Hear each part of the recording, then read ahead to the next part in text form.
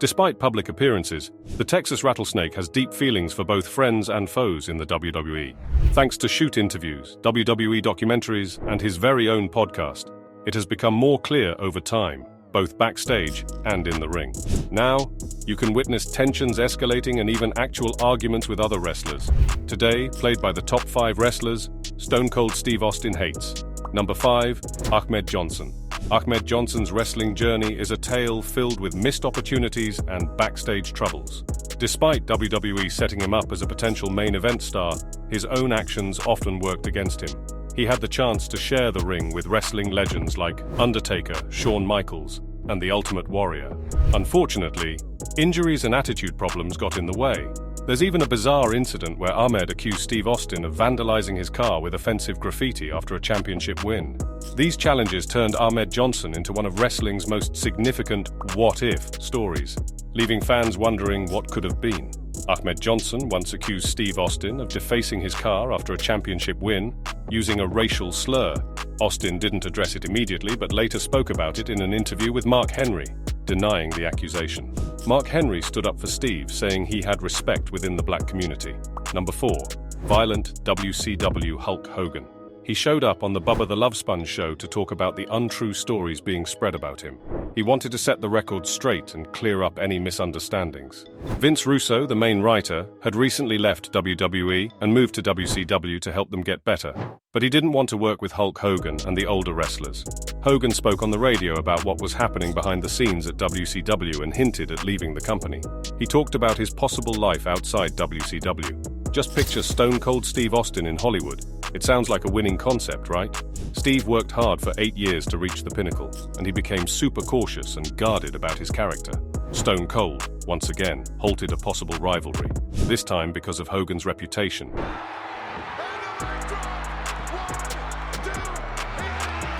And Steve's concern that Hogan wouldn't let him win in the match. It's a glimpse into the world of wrestling politics and the careful navigation required to protect one's status in the industry. At WrestleMania 18, the spotlight was meant for Stone Cold Steve Austin, but things took a different turn. The scheduled match where Austin would win was switched due to Scott Hall's personal struggle the day before the event. Steve stepped in and adjusted the outcome, ensuring his victory. Despite the change, it's remembered for Scott Hall's incredible selling of the Stone Cold Stunner, making it one of the best displays of that move. It's a match remembered for what could have been, a shift that made Austin's planned moment turn into a surprising turn of events. Number 3, Bill Goldberg. Steve Austin and Goldberg, both wrestling icons, seemed to have some tension because they looked alike. Their similar appearances caused a lot of talk and speculation in the wrestling world. The brewing tension reached its peak when Goldberg issued a challenge with a "What Daddy" call-out to Stone Cold.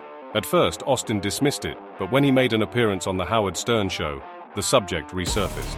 Steve expressed his view that Goldberg's move was amateurish, considering it beneath the professional standards. In a somewhat dismissive tone, he suggested that if Goldberg ever made it to the big leagues, he could give him a call. 2 years later, everything seemed fine.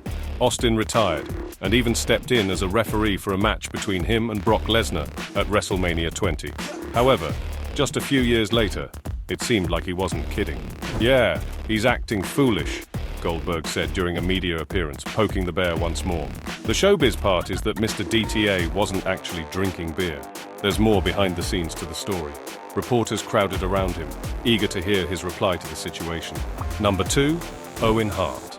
Owen Hart has become a cult hero for many wrestlers like Edge and Chris Jericho, who credit him as the reason they entered the wrestling world. Despite achieving success in his wrestling career, Owen struggled to consistently reach the top and lived in the shadow of his older brother, Bret Hart. Wrestling wasn't his main focus. He saw it as a way to support his family and had plans to leave the industry to become a firefighter. The Hart family was known for technical skill and protecting their opponents. When Owen suggested performing a pile driver on Steve during their match at SummerSlam 97, Steve had reservations but trusted the Hart family name. Unfortunately, during the match, Owen didn't protect Steve's head after executing the pile driver, resulting in Steve Austin getting paralyzed in the ring. Despite the injury, Steve somehow pulled himself together and managed to pin Owen, showcasing his resilience. Owen would later adopt the moniker Owen 316, I just broke your neck, which many found in poor taste. Although the idea wasn't his own, The significant issue was that Owen never reached out to Steve to apologize or express regret. Steve's wife also spoke out, providing insight into the situation from Steve's perspective. It's clear that Owen's actions in the ring had a profound impact on Steve Austin's life. The incident not only affected Steve's wrestling career but also left emotional scars. The lack of an apology or acknowledgement from Owen added another layer to the complexity of their relationship. In 1999, tragedy struck when Owen Hart fell to his death due to a malfunctioning quick-release harness. This incident left a lasting impact on the wrestling community.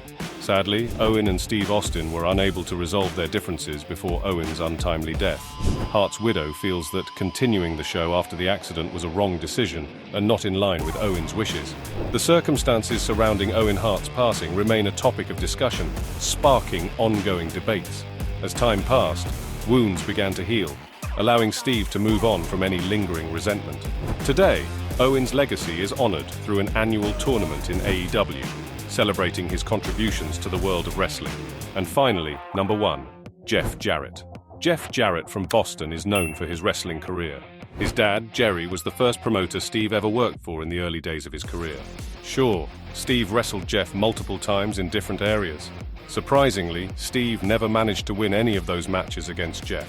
Jeff had a lot of support and was considered a top star, mainly because he was the owner's son and portrayed as a good guy in the ring. After a rough time in WCW, Steve returned to WWE. Jeff Jarrett said something disrespectful about Steve's famous 316 catchphrase in one of his promos. This really angered Steve. He felt like Jeff was messing with his merchandise sales. Steve got upset and was ready to confront Jeff when he saw him backstage after the incident. Jeff faced a stern talk from Steve, who was really upset. This made backstage pretty intense. Shawn Michaels, who was acting a bit out of sorts due to some medication in '97, was trying to calm things down between them. Years after that heated moment, the wrestling gossip columns and nearly everyone in the industry caught wind of this tension between Jeff and Steve, but both of them kept it low-key. "I'll explain why soon," Steve would say, leaving everyone curious. Jeff, too, downplayed the situation. Then, many years down the line, Jeff showed up on Steve Austin's WWE Network show. Steve seemed to brush off the past disagreement, conveniently avoiding talking about most of their real-life issues. Steve found a way to get even. He knew that after retiring, he could start his podcast, so he made sure to steer clear of any lingering grudges. Having a podcast with top guests and great ratings mattered to him. He didn't want any old arguments to cloud his show. He got ahead of the game in the podcast world, becoming one of the earliest wrestlers to do so before podcasts became super common in the wrestling scene. And that's the story. If you enjoyed this, don't forget to hit that subscribe button below. Subscribe to stay tuned for more fascinating stories like this one.